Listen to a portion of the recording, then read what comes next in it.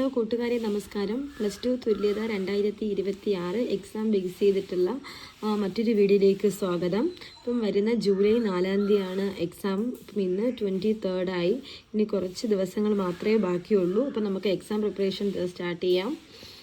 ഇതിനകത്ത് നിങ്ങൾക്ക് വേണ്ടിയിട്ടാണ് ഞാൻ വീഡിയോ ചെയ്യുന്നത്. അതുപോലെ തന്നെ തിരിച്ചും നിങ്ങളുടെ സപ്പോർട്ട് പ്രതീക്ഷിക്കുന്നു. സൂപ്പർ താങ്ക്സും മെമ്പർഷിപ്പും എല്ലാം അവൈലബിൾ ആണ്. അതുപോലെ തന്നെ വീഡിയോ ലൈക്ക് ചെയ്യാൻ മറക്കരുത്. നിങ്ങൾക്ക് വേണ്ടിയിട്ടാണ് വീഡിയോ ചെയ്യുന്നത്. ഒരു ലൈക്ക് ചെയ്യുക.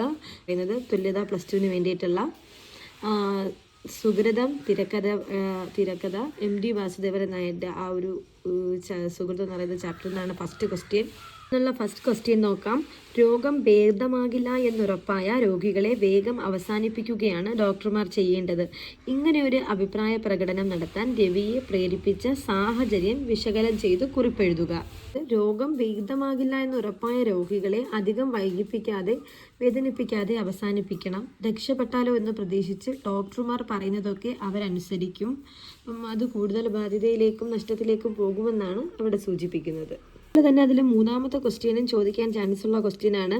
മരുന്നല്ല മനസ്സാണ് രോഗത്തെ അടക്കുന്നത്. ഡോക്ടർ ഉണ്ണിയുടെ ഈ അഭിപ്രായത്തിന് പാഠഭാഗവുമായി ബന്ധപ്പെടുത്തി നിരൂപണ കുറിപ്പ് എഴുതുക.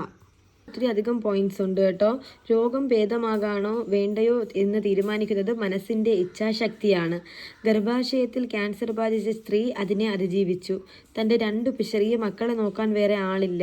ബാമിലും 100 കൂട്ടം കാര്യങ്ങൾ. ആ സ്ത്രീക്ക് ജീവിച്ചിരുന്നേ മതിയാവൂ. അപ്പം അത് മനസ്സിനും ശരീരത്തിനെയും അത് പറഞ്ഞ് ബോധിപ്പിച്ചത് കൊണ്ടാണ് അങ്ങനെ സാധിച്ചത്.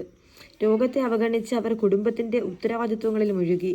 മനസ്സിൻ്റെ കരുത്ത് ഏത് കഠിന രോഗത്തെയും അതിജീവിക്കും. അടുത്തതായിട്ട് തകഴിയുടെ സമ്പൂർണ്ണ കൃതികളിൽ നിന്ന് എടുത്തിട്ടുള്ള വെള്ളപ്പൊക്കത്തിൽ നിന്നുള്ള ചാപ്റ്ററിൽ നിന്നുള്ള ഒരു ക്വസ്റ്റ്യൻ നോക്കാം. ഇമ്പോർട്ടൻ്റ് ആണ് കേട്ടോ. നായയുടെ യജമാന സ്നേഹം പ്രകടമാകുന്ന ഏതാനും സന്ദർഭങ്ങൾ കണ്ടെത്തി എഴുതുക. അതിൻ്റെ ആൻസർ നോക്കാം. രക്ഷപ്പെടുത്താൻ വള്ളമെത്തിയപ്പോൾ വെള്ളത്തിൽ കയറാതെ അനക്കം കേട്ട ദിക്കിലേക്കാണ് നായ പോയത്. പുരയ്ക്കകത്ത് ഒരു നീർക്കോലി കയറിയപ്പോൾ അവൻ ക്രൂരനാകുന്നു. വാഴക്കുല മോഷ്ടിക്കാൻ വന്ന കള്ളനെ കടിച്ച് പരിക്കേൽപ്പിക്കുന്നു. അടുത്തൊരു ഇമ്പോർട്ടൻ്റ് ക്വസ്റ്റ്യനും കൂടി നോക്കാം.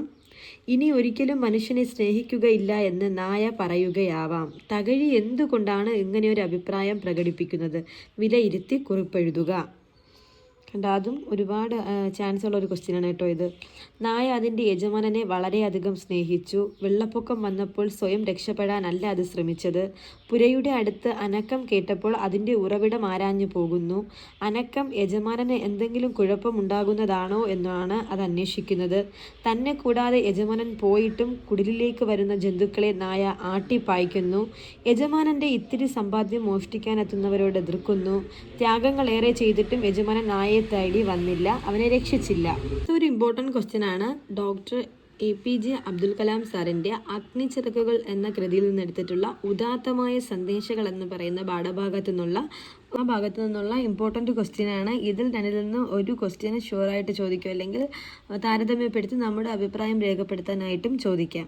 ഒന്ന്, വ്യവസ്ഥിതിയെ മാറ്റി തീർക്കാൻ നിങ്ങൾ നിശ്ചയിച്ചു കഴിഞ്ഞാൽ പിന്നെ ഇത്തരം പ്രശ്നങ്ങളെ നേരിടേണ്ടി വരും. കുട്ടിയായ അബ്ദുൽ കലാമിന് ഗുരുവായ ശിവസുബ്രഹ്മണ്യ അയ്യർ നൽകുന്ന ഉപദേശമാണിത്. ഈ പ്രസ്താവനയുടെ അടിസ്ഥാനത്തിൽ സാമൂഹിക മാറ്റത്തിന് ശ്രമിക്കുന്നവർ നേരിടേണ്ടി വരുന്ന പ്രശ്നങ്ങളെക്കുറിച്ച് നിരീക്ഷണക്കുറിപ്പ് തയ്യാറാക്കുക. അതിൻ്റെ ആൻസർ കൂടി നോക്കാം.